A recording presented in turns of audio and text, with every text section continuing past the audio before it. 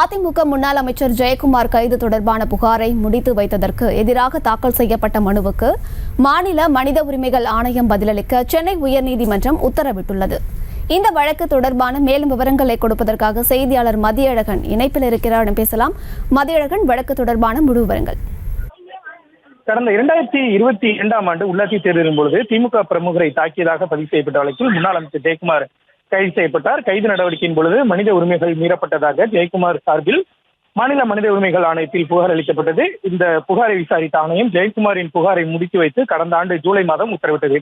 இதனை எதிர்த்து ஜெயக்குமார் சார்பில் சென்னை உயர்நீதிமன்றத்தில் மனு தாக்கல் செய்யப்பட்டு இருக்கிறது. அதில் தனது புகார் குறித்து தன்னை அழைத்து விசாரணை நடத்தாமலேயே மனித உரிமை ஆணையம் அதனை முடித்து வைத்ததாக கூறியிருக்கிறார்.